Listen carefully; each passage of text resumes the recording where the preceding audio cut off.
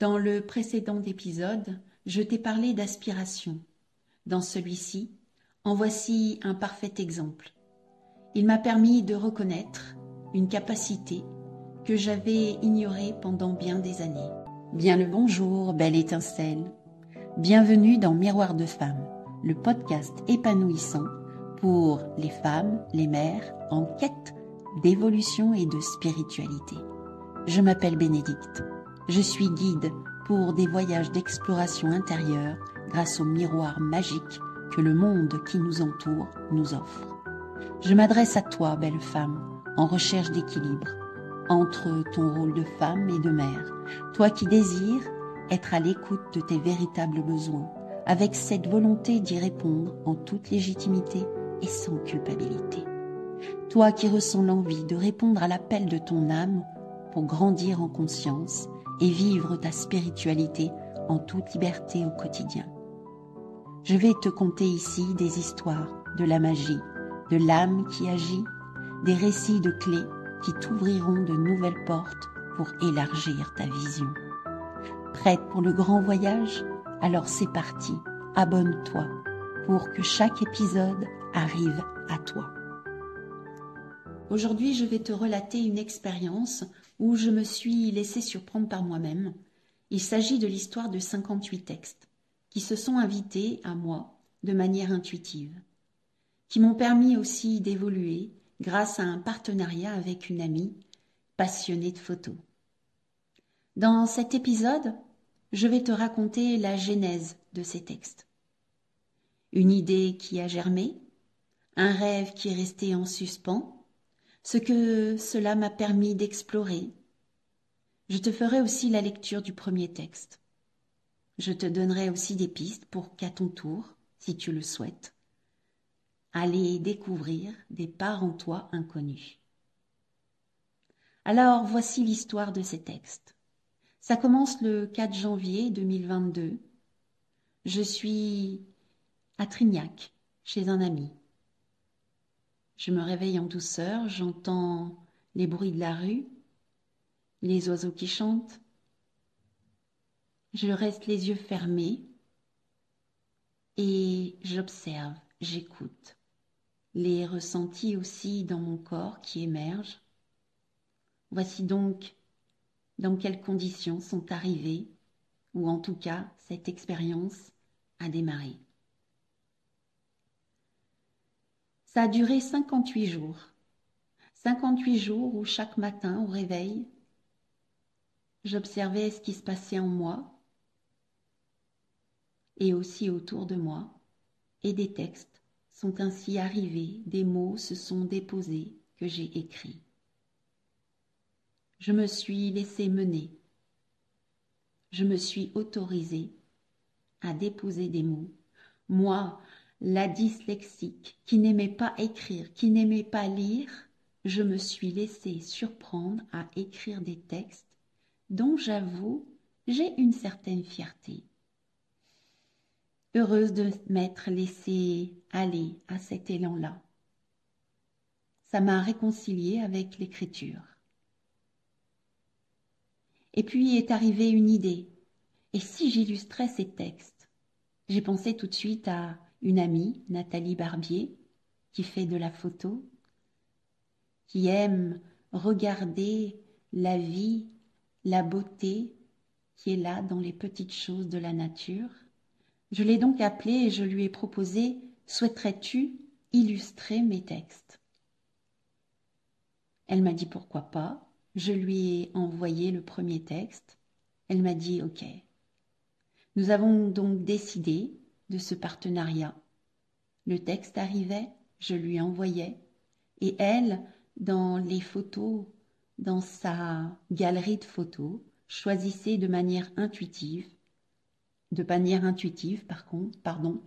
la photo la plus adéquate, celle qu'elle ressentait, qui illustrait au mieux le texte que je lui transmettais. C'était une expérience pour moi extraordinaire, pour celle qui n'écrivait pas, celle qui avait peur d'écrire. Et puis est arrivée donc l'idée, l'idée d'un oracle, des cartes avec le texte et la photo, pour donner l'occasion à ceux qui tirent la carte d'une méditation, écouter un message transmis. Avec la photo, donner l'occasion de se laisser inspirer par l'image, recevoir des messages, avoir des conscientisations par rapport à sa vie. Voilà, c'était l'intention. Ça n'a pas été plus loin. Les événements de la vie, les changements d'avis, et puis peut-être que nous n'étions pas prêtes à ce moment-là.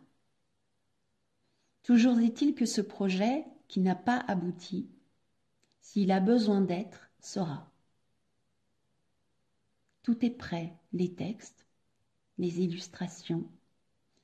Maintenant, il s'agit de passer le cap, à oser mettre un peu plus en forme, oser aller voir un éditeur, j'ose le dire. Chaque chose se fait en son temps. Peut-être que ce projet restera à cet état-là. En tout cas, il aura permis bien des évolutions pour moi. Alors, qu'est-ce que ça m'a permis? Ça m'a permis de découvrir l'expérience du partenariat. Assembler deux évidences, c'est le mot qui s'invite. Des passions qui se réunissent pour œuvrer ensemble. Je n'avais jamais connu ça. Et c'était du pur bonheur, je dois bien l'avouer. Et puis, c'est aussi d'avoir osé demander pour œuvrer ensemble. C'était la première fois. Belle découverte, je l'avoue. Cette expérience m'a aussi permis de découvrir que j'avais la capacité d'écriture intuitive, qui m'a fait sortir de mon complexe de dyslexie. J'ai su que j'étais capable d'écrire. Quand je pense que quelques années en avant, même les cartes postales à envoyer à la famille, je les faisais relire pour être sûre de ne pas avoir fait de faute. C'était complexe, cette écriture. Dans mon enfance, à l'école, il y a tant eu de dictées, de fautes soulignées en rouge, de cette sensation de ne pas être capable d'écrire. Mais si, j'étais bien capable, mais pas depuis l'espace de « je veux, je cherche ». Maintenant, j'ose écrire, déposer des mots, laisser venir à moi les mots qui s'invitent. Et puis ces textes, j'ai aussi osé les publier, les partager sur Instagram et sur Facebook. Oser montrer au monde ce que j'osais faire. J'ai eu un sentiment de fierté. Ça m'a permis de grandir dans la confiance en moi. J'ai découvert aussi avec cette expérience la canalisation de textes. Et ça m'a permis d'avoir une écoute plus subtile de ce qui se passait en moi, de la vie, des événements. Ça m'a ouvert de nouveaux espaces de compréhension, de conscientisation. En parlant de tout cela, je réalise le beau cadeau que je me suis faite, que Nathalie m'a fait, de cette expérience d'avoir osé. Maintenant, je ne cherche plus à écrire, mais je me laisse écrire. Là est la différence. Ma relation aux mots, oui, ont changé. Maintenant, je me sens capable. J'ai quitté ce complexe de la dyslexique que je me sentais auparavant. J'ai découvert l'amour pour les mots. Quelle révélation!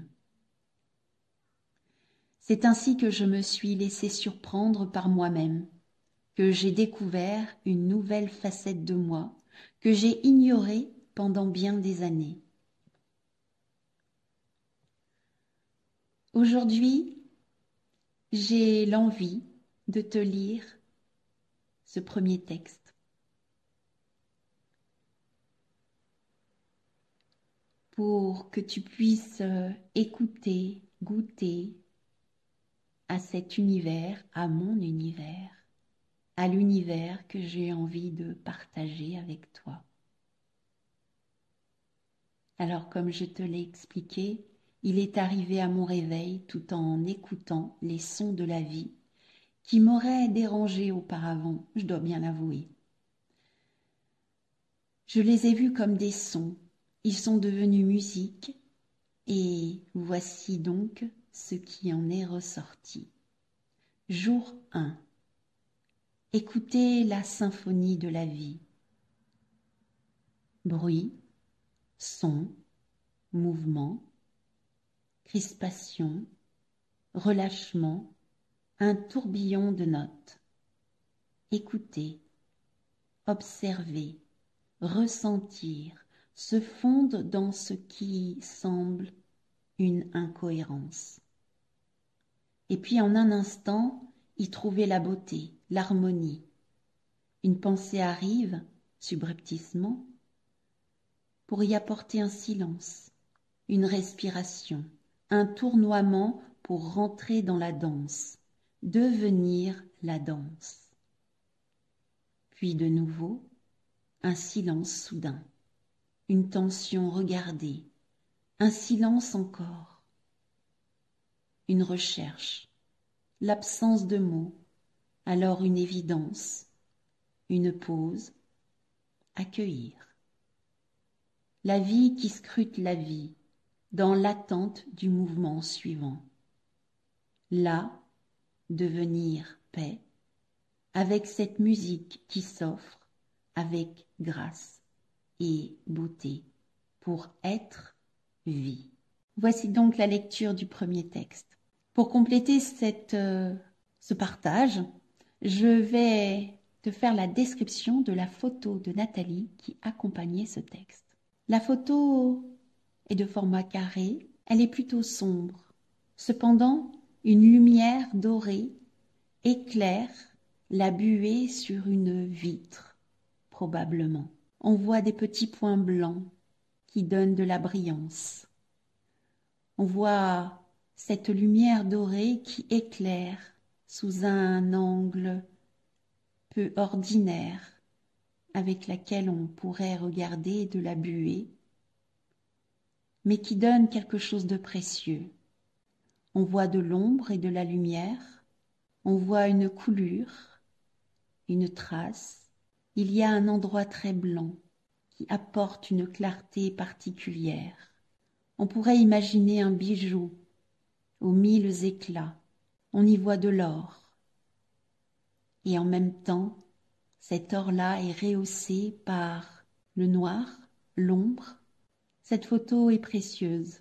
On peut s'y perdre, observer, se laisser mener à penser aux aspérités, aux creux, aux bosses, à la vie subtile. J'y vois aussi du bombé, j'y vois des creux, j'y vois aussi une vague, j'y vois aussi des paillettes. Voilà ce que cette photo m'inspire et qui accompagne ce premier texte. Voici donc cette belle expérience qui m'a fait grandir, qui m'a fait évoluer. Et toi qui écoutes là, j'aurais quelques questions pour toi, pour peut-être t'inviter à aller à la découverte de toi-même, d'aller voir tes propres richesses, tes ombres, tes lumières, toutes tes facettes. Alors, est-ce que tu prends du temps pour t'écouter toi-même, pour ressentir ce qui se passe en toi, pour te reconnaître? Prends-tu du temps pour observer la vie qui t'entoure, comme s'il s'agissait d'un tableau? T'es-tu déjà posé la question: qu'est-ce que la vie veut me dire à travers ce que je vis? Es-tu parti à la découverte de ta richesse intérieure? beaucoup de questions, n'est-ce pas? Des questions en suspens ou des questions qui peuvent guider, des questions qui peuvent donner des intentions. À toi de le découvrir. Et pour moi, nous sommes tous et toutes des joyaux qui ne demandent qu'à briller. Osez le découvrir, le montrer au monde pour éclairer l'humanité de notre lumière. Nous sommes chacun des étincelles divines. Reconnaître cela, c'est notre plus grand challenge. Je serais ravie d'avoir ton ressenti, de savoir comment tu as reçu cet épisode. Qu'est-ce que cela t'a permis, peut-être comme conscientisation ou comme validation ou tout autre, je ne sais pas. Si tu souhaites échanger avec moi, tu peux utiliser le lien Facebook dans le descriptif de cet épisode pour m'envoyer via Messenger à partir de Facebook tes compréhensions, ton point de vue. C'est toujours intéressant de pouvoir partager et échanger, c'est ainsi que nous grandissons ensemble. Alors, si cet épisode t'a plu, je t'invite à partager autour de toi, de t'abonner pour que les prochains épisodes viennent à toi. La semaine prochaine, un nouvel épisode. Un épisode clé des fées. Ce sera une interview d'une belle femme qui va témoigner de sa vie, de ses rêves, de ses envies. À bientôt.